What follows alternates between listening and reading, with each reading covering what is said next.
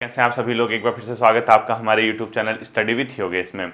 बीपीडीओ video या UK triple S C की जो सिलेबस है उसके अकॉर्डिंग हम लोगों के पास, क्योंकि आपने देखा होगा 9 जुलाई को बीपीडीओ वीडियो का एग्ज़ाम है और क्योंकि नई चीज़ें पढ़ना तो मुझे लगता नहीं कि बहुत ज़्यादा आपको फ़ायदा देगा। आपका रिवीजन, आपका करंट अफेयर और कितनी आप अपने टॉपिक पे पकड़ बना के जाते हैं वही आपका फाइनली सिलेक्शन कराएगा।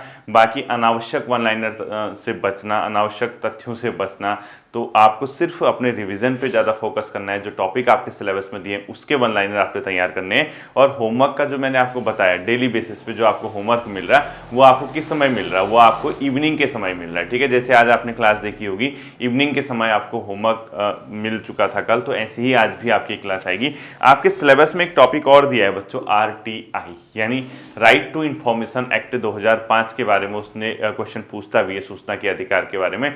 ये टॉपिक भी मैंने एक बार बहुत पहले कराया था, लेकिन वो उसी टाइम मैंने डिलीट कर दिया था। ठीक है, क्योंकि उसमें कुछ वो हो गया था, क्या जो कार्यकाल होता है वो थोड़ा सा मतलब एक प्रकार से कहें तो गलत आपके पास इंफॉर्मेशन आ गई थी, तो वो क्योंकि अपडेट हो गया था 2019 में, मैंने अपडेट देखा नहीं था उस टाइम पे, तो इस वजह से मैंने उसको रिमूव कर दिया था। बहुत पहले आई थी। ठीक है, तो उसी का एक टॉपिक आपका सिलेबस का है RTI एक्ट 2005 यानी सूचना का अधिकार अधिनियम 2005। ठीक है, देखिए ये बच्चों पूरे देश में लागू कब से हुआ, यानी अगर कभी आपसे ये पूछता है कि लागू किस स्थिति से हुआ, ये हुआ 12 अक्टूबर 2005 से। ठीक है, संपूर्ण भारत में अभी ये लागू है 12 अक्टूबर 2005 से। पहले तो जम्मू कश्मीर में नहीं था, अब तो जम्मू कश्मीर, जम्मू एंड आपका ये जो लद्दाख वगैरह का इलाका है वहाँ भी ये सब चीज़ अब लागू हो चुकी है। ठीक है, तो 12 अक्टूबर 2005 से पूरे देश में लागू हुआ। पहले तो आप ये समझिए कि सूचना का अधिकार क्या है। ठीक है, यानी नागरिकों को सूचना पाने और नागरिकों के द्वारा सूचना मांगने से संबंधित है। क्योंकि देखो सिस्टम में क्या चल रहा,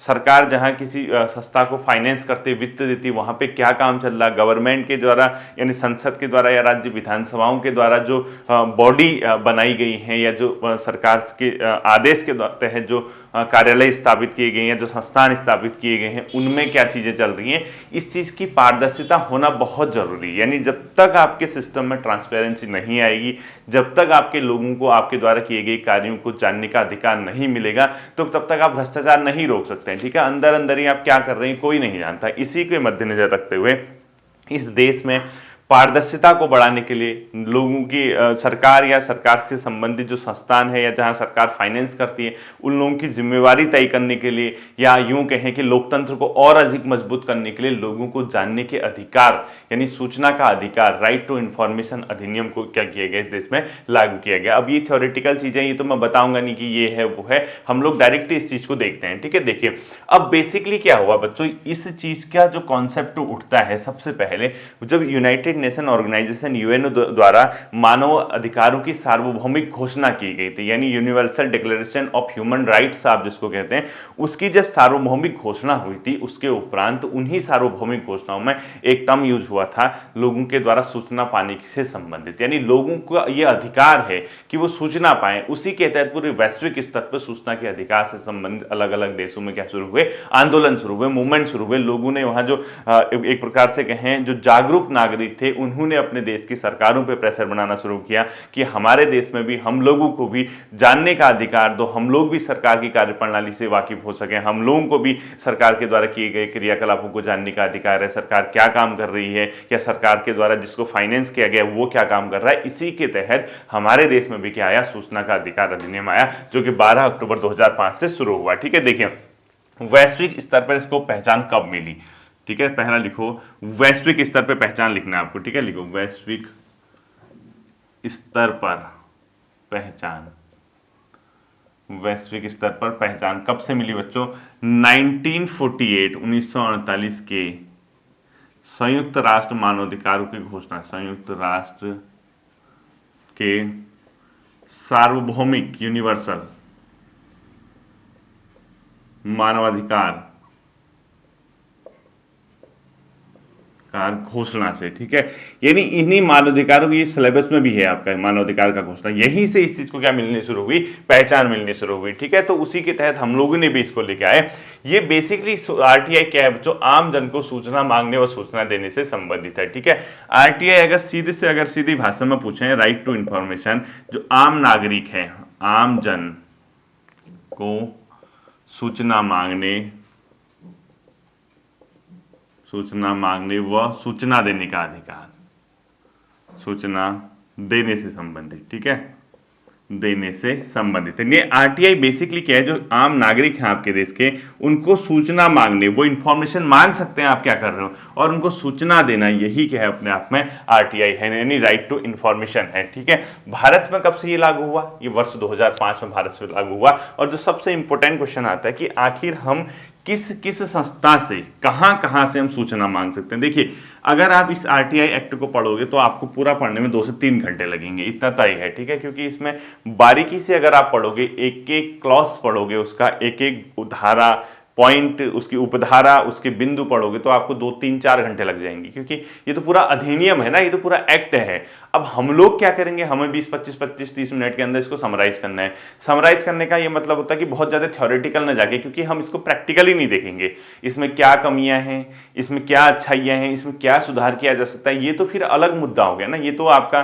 कहीं पे आप मेंस के लिए अगर जा रहे हैं, कहीं पे आपको इंटरव्यू के लिए जाना है, ये उन बिंदुओं पे ठीक है। अब आप वनडे एग्जाम की तैयारी कर रहे हैं, यहां पे आप उतना देखिए जितना आपके एग्जाम में आने लायक हो, ठीक है। देखो, अब आरटीआई एक्ट के अंतर्गत आप किसको शामिल करोगे, लिखो आरटीआई के अंतर्गत शामिल, यानी यहां से क्वेश्चन आ सकता है कि इसके अंतर्गत आप कौन सी चीजों को शामिल करोगे, यानी किस किस बॉडी से आप कहां से आप सूचना प्राप्त कर सकते हो, ये किसके अंदर इसको शामिल किया जा सकता है। इसमें देखना बच्चों, सभी संवैधानिक निकाय, यानी भारत सरकार या हमारे देश के जितने भी संवैधानिक निकाय हैं, कॉन्स्टिट्यूशनल बॉडी, सभी संवैधानिक निकाय, ठीक है, जितने भी संवैधानिक निकाय हैं जिसका संविधान में प्रावधान है, वहां आप क्या प्राप्त कर सकते हो, सूचना प्राप्त कर सकते हो, ठीक है। इसके अलावा संसद और राज्य विधानसभाओं द्वारा गठित संस्थान व निकाय, किसी हमारे देश की संसद ने, पार्लियामेंट ने, या हमारे राज्यों की विधानसभाओं ने, संसद ऑब्लिक राज्य विधान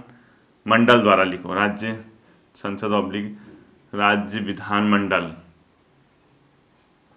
द्वारा गठित निकाय, ठीक है। कोई भी ऐसी बॉडी जो संसद के कानून से या राज्यों की विधानमंडल के कानून से कोई बॉडी अगर गठित की गई है या कोई संस्थान गठित किया वो, ठीक है। बाकी इसके अलावा सरकारी आदेश से बने विभाग, यानी जितने भी विभाग, गठित निकाय ऑब्लिक संस्थान कर दो, निकाय व संस्थान, ठीक है। या कभी कभी क्या करती है सरकार, अपने आदेश से किसी निकाय का गठन करती है, ठीक है। सरकारी आदेश से, सरकारी आदेश से गठित, ठीक है, यानी गवर्नमेंट ने कोई आदेश निकाल दिया, उसके द्वारा सरकार ने अपने आदेश से किसी विभाग का गठन कर दिया, ठीक है। गठित विभाग या वित्तीय सहायता प्राप्त, ठीक है, आदेश से गठित विभाग या सरकार से वित्तीय सहायता प्राप्त, तो सरकार किसी को फाइनेंशियली सहायता कर रही है, वित्तीय सहायता प्राप्त, यानी आपने उसको फाइनेंस कर दिया, कोई बॉडी है उसको सरकार पैसा दे रही है, फंडिंग कर रही है, सरकार ने किसी बॉडी का, विभाग का गठन किया, सरकार के जो कानून है, यानी जो पार्लियामेंट है या राज्यों की विधानसभाएं हैं उनके द्वारा किसी निकाय का गठन या किसी संस्था का गठन किया, या जितने भी कॉन्स्टिट्यूशनल बॉडी हैं, यानी ये सब के सब क्या आएंगे बच्चों, इसके अंतर आएंगे, ठीक है। बेसिकली इसके अंदर बच्चों आदि लिख लो, सिक्योरिटी इंटेलिजेंस एजेंसी इसके दायरे से बाहर है, ठीक है, यानी जो सुरक्षा एजेंसीज हैं, ठीक है, यानी जो देश की सुरक्षा के लिए महत्वपूर्ण है, संवेदनशील है। अब आर्मी से आप कहाँ, मतलब आप लोग आरटीआई के तहत सूचना मांगोगे, ठीक है, वो तो देश की सिक्योरिटी है ना। अब आप सूचना मांग दोगे भारतीय सेना के लिए, एयरफोर्स से मांग दोगे कि आपके यहाँ पे कितने सैनिक है, यहाँ आप कौन कौन खड़ा है, अब ऐसा बताओगे तो इंटेलिजेंस हो गया ना। ये तो कहीं ना कहीं आप मान के चलो देश की सुरक्षा के संबंध में सूचना मांग रहे हो, वो नहीं मिलेगा, ठीक है। यानी कहीं ना कहीं आप इन चीजों की जो बेसिक चीजें हैं उसकी तो सूचना मांग सकते हो। इसके ब्रैकेट में लिखो सिक्योरिटी इंटेलिजेंस एजेंसी इसके दायरे से बाहर है, ठीक है, पूरा लिखो सिक्योरिटी इंटेलिजेंस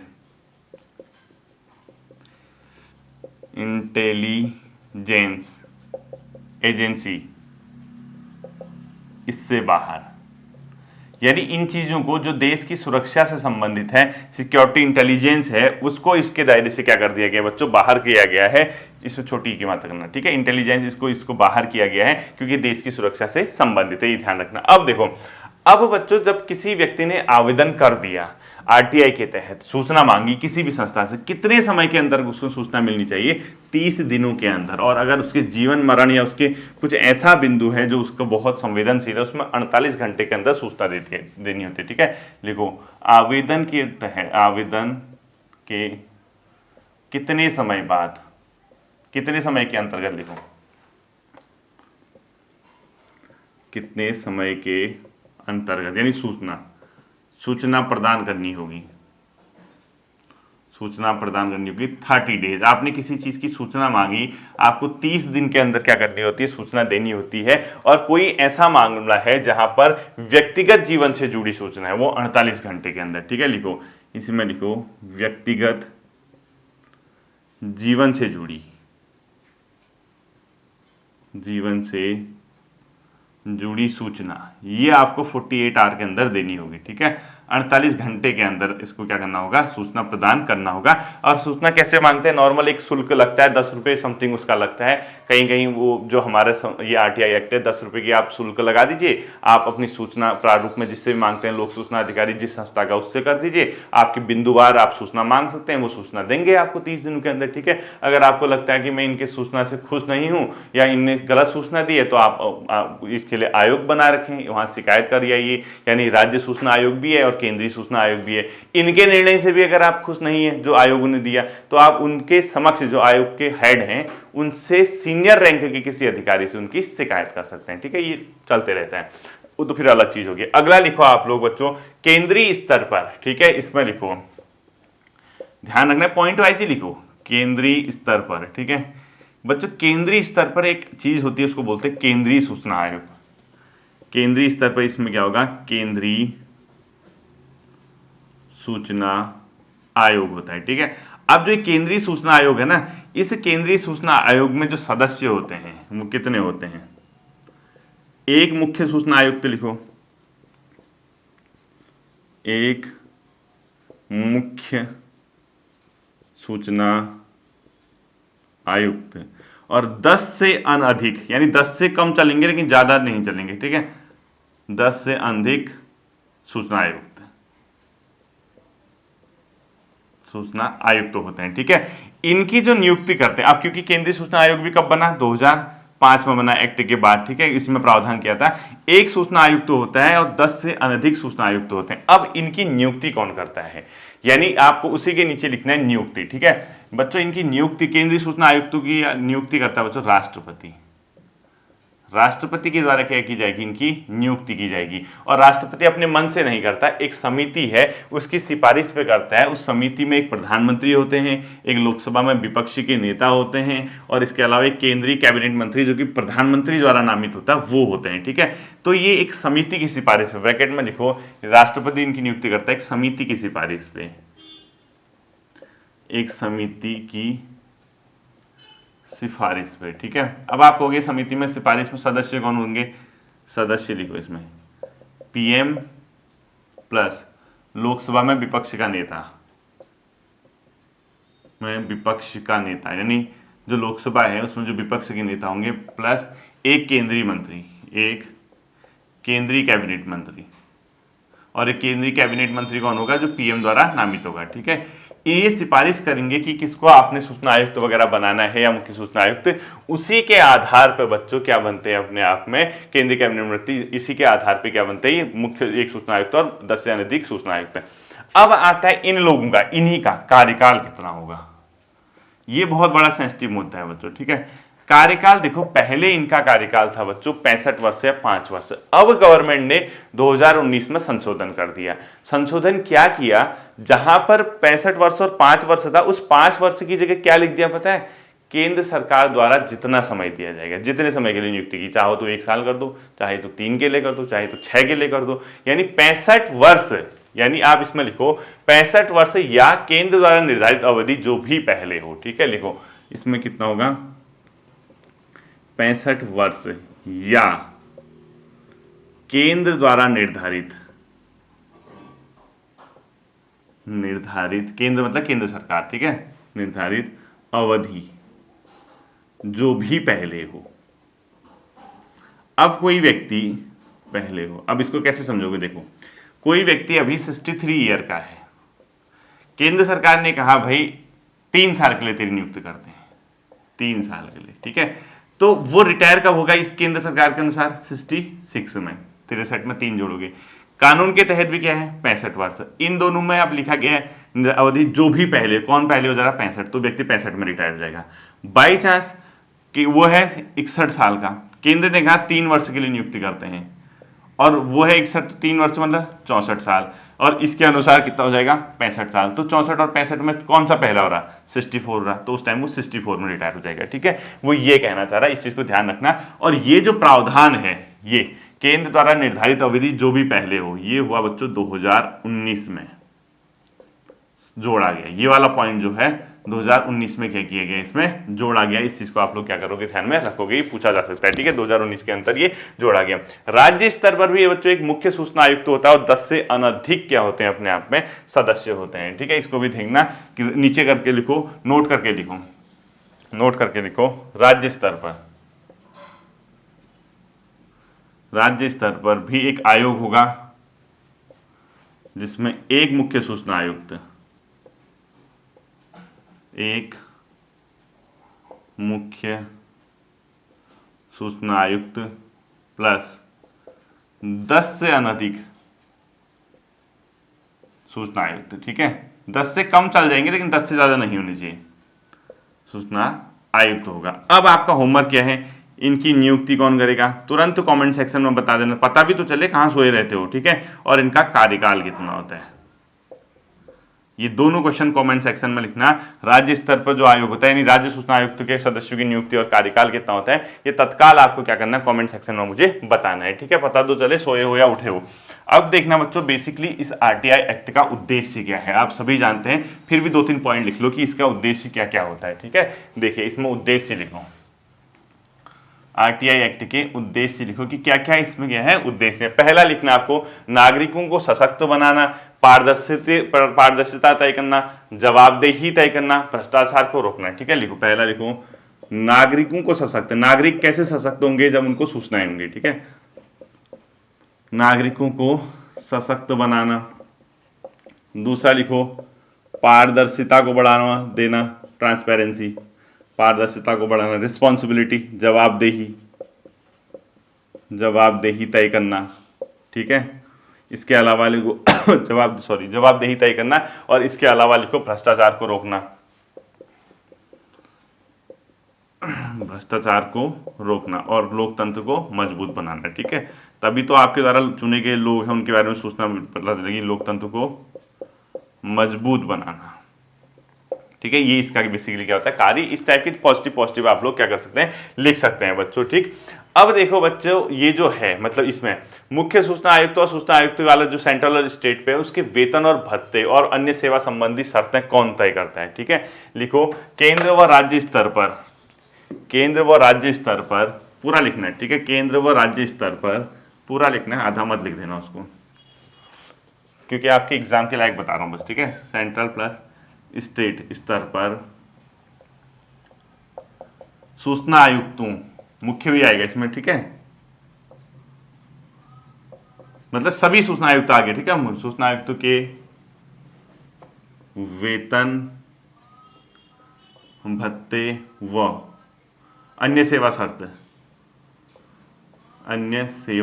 शर्त कौन तय करेगा। अब ये क्वेश्चन फंसाने वाला है, ठीक है। यानी अगर क्वेश्चन आ गया कि केंद्रीय और राज्य स्तर पर सूचना आयुक्त, मुख्य सूचना आयुक्त और अन्य सूचना आयुक्त के वेतन भत्ते व अन्य सेवा शर्त को कौन तय करता है बच्चों, ये केंद्र सरकार द्वारा निर्धारित होता है, ठीक है। ये फंसने वाला काम हो गया आपका, केंद्र द्वारा निर्धारित। ये भी कब जोड़ा गया, 2019 में जोड़ा गया, 2019 से, ठीक है। इससे पहले क्या होता था, केंद्र द्वारा निर्धारित किया है ना, इससे पहले क्या होता था, जो चुनाव आयुक्त है ना बच्चों, पूर्व में चुनाव आयुक्त, उसके सदस्य और उसके जो मुख्य चुनाव आयुक्त उसके सदस्य और अलग सदस्यों का जो सेवा शर्तें, जो वेतन भत्ते होते थे, वही मिलते थे, वो पहले से तय था। लेकिन 2019 में इसको अमेंडमेंट करके सरकार ने कहा ना, केंद्र इसको क्या करेगी, तय करेगी, ठीक है। पहले इसी 2019 से क्या कर दिया, इसमें संशोधन कर दिया, ठीक है। ये आपको पता चलना चाहिए। अब देखो मैंने एक चीज बताई आपको, आरटीआई में संशोधन कब हुआ, संशोधन लिख दो, ऐसे लिख दो, एक बेसिकली सबसे बड़ा संशोधन यही था, ठीक है। हाल ही में किस वर्ष संशोधन हुआ, पहले भी हुआ होगा एक आध बार, लेकिन मुख्य संशोधन 2019 वाला है, ठीक है, ये आपको पता होना चाहिए। अब देखो ये आरटीआई एक्ट के तहत जो सूचना है उसकी परिभाषा क्या कह रहे हो, ये फंसने वाला क्वेश्चन है, ठीक है। लिखो आरटीआई एक्ट के तहत सूचना के अंदर आप किसको शामिल करोगे, व्हाट इज इंफॉर्मेशन, सूचना क्या है, या कभी ऐसे क्वेश्चन पूछ सकता है निम्नलिखित में से कौन राइट टू इंफॉर्मेशन यानी आरटीआई जो है उसके अंतर्गत सूचना के अंदर आप उसको शामिल करोगे, ये भी क्वेश्चन आपसे क्या किया जा सकता है, पूछा जा सकता है, ठीक है। तो आरटीआई एक्ट के तहत जो सूचना है बच्चों उसमें लिखो रिकॉर्ड, दस्तावेज, मेमो, ईमेल, ठीक है। जितने भी रिकॉर्ड हैं, दस्तावेज हैं, जितने भी मेमो हैं, ईमेल हैं, ठीक है, ये सब के सब किसके अंदर आएंगी, सूचना के अंदर। इसके अलावा आप इसमें क्या क्या लिखो, राय लिख लो, सलाह लिखो, प्रेस विज्ञप्ति लिखो, परिपत्र लिखो, कोई राय दे रखी किसी ने, क्या राय दी पूछ सकते हो आप, क्या सलाह दे रखी किसी ने किसी को, ठीक है, परिपत्र को क्या था उसके बारे में भी आप क्या मतलब वो भी इसके अंतर्गत अपने आप में क्या है, सूचना है, ठीक है। इसके अलावा सलाह लिख दिया आपने, प्रेस विज्ञप्ति, आदेश, कार्य पुस्तिकाएं, ठीक है। एक प्रेस विज्ञप्ति लिखो, प्रेस विज्ञप्ति, आदेश, कार्य पुस्तिकाएं, कार्य पुस्तिकाएं, ये सब के सब बच्चों अपने आप में क्या है, कार्य पुस्तिकाएं लिखना है, ठीक है। तो वो क्या है, सूचना। इसके अलावा कोई अनुबंध यानी कोई कॉन्ट्रैक्ट किया है, रिपोर्ट किया है, कोई कागजात इससे, ठीक है, अनुबंध, रिपोर्ट, कागजात आदि कर दो, ये बेसिकली बच्चों इसके अंदर सूचना है। यानी अगर क्वेश्चन पूछता है कि आरटीआई एक्ट सूचना के अधिकार के तहत इनमें से आप किसको सूचना में रखोगे, तो आप ये सब के सब क्या होगा, सूचना के अंदर सम्मिलित कर दोगे, ठीक है। अब आता है कि आरटीआई कैसा है, वैधानिक है, मौलिक है। बेसिकली बच्चों देखो, चूंकि संसद द्वारा बनाए गए कानूनों को सामान्यतः वैधानिक कानून के रूप में रखा जाता है जब तक कि न्यायालय के द्वारा उसकी व्याख्या न की जाए, ठीक है। आरटीआई जो है बच्चों, आरटीआई एक्ट सामान्यतः क्या होता, वैधानिक होता, ठीक है, क्यों, कानून द्वारा। लेकिन ध्यान से सुनना, लेकिन लिख दिया मैंने नीचे, ठीक है। सुप्रीम कोर्ट द्वारा इसको संवैधानिक रूप में व्याख्या की, ठीक है। लिखो सुप्रीम कोर्ट द्वारा संवैधान मतलब सॉरी मौलिक माना, मूल अधिकार के तहत शामिल किया गया, मूल अधिकार माना गया, इसीलिए आपके आयोग ने इसको मूल अधिकार दिया, क्योंकि संविधान की व्याख्या कौन करता है, सर्वोपरि कौन है, सुप्रीम कोर्ट है, उसने क्या मान दिया, मूल अधिकार। तो फिर इसको मूल अधिकार के तहत सम्मिलित कर दिया गया और इसको 1976 का एक केस है उन राजनारायण वर्सेज यूपी गवर्नमेंट, ठीक है। लिखो 1970 का एक केस था जिसको बोला गया राजनारायण का यूपी सरकार से। राजनारायण यूपी सरकार का एक मामला था 1976 का, उसमें सुप्रीम कोर्ट ने इसको मूल अधिकार के रूप में कहा था कि सूचना पाने का अधिकार मूल अधिकार। तो उसी के बाद से आरटीआई एक्ट 2005 बनाया गया। हालांकि कानून ने वैधानिक रूप से बनाया, लेकिन इसको आर्टिकल 19 के तहत भी व्याख्या की जाती है, इसीलिए उसको क्या दिया गया, मूल अधिकार दिया गया, ठीक है। अब देखो क्या राजनीतिक दल इससे बाहर हैं, बिल्कुल हैं। आरटीआई एक्ट 2013, आरटीआई में 2013 संशोधन विधेयक आया गया था एक, ठीक है, संशोधन विधेयक। इसमें क्या किया गया, राजनीतिक दल को बाहर कर दिया गया, राजनीतिक दल इससे क्या कर दिया गया बच्चों, बाहर कर दिए गए, ठीक है। राजनीतिक दल को इससे क्या कर दिया गया, बाहर कर दिया गया 2013 में, ठीक है। अगर लोग, लास्ट क्वेश्चन लिखो, अगर लोक सूचना अधिकारी निर्धारित अवधि के भीतर सूचना न दे, दो क्वेश्चन, ठीक है, उसको बोलते हैं मतलब उस चीज को बोलते हैं मानती अस्वीकृति, ठीक है। तो इस क्वेश्चन को आप ऐसे लिख लो, मानती अस्वीकृति क्या होती है, मानती अस्वीकृति, मानती अस्वीकृति, इसमें लिखो, इसको डैश करके, यदि लोक सूचना अधिकारी तय समय पे सूचना न दे,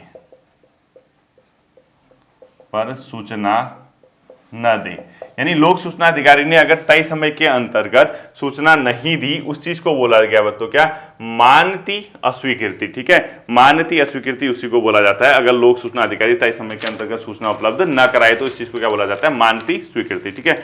आरटीआई का आवेदन शुल्क मैंने बता दिया आपको, लगभग 10 रुपए।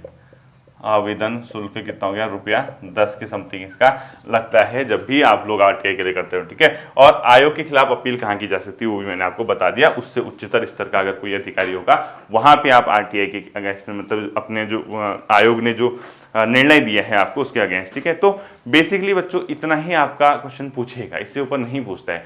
आप थोड़ा ये ध्यान रखना क्वेश्चन जो आता है कार्यकाल से ही और बेसिकली इनकी नियुक्ति से संबंधित आता है, और ये नहीं आता कि लोकसभा में कब पास हुआ, राज्यसभा में कब पास हुआ, राष्ट्रपति ने कब साइन किए, फिर भी चेक कर लेना क्रॉस, ठीक है। फिर मिलता है अगले सेशन पर, अपना ध्यान रखिएगा। Thank you.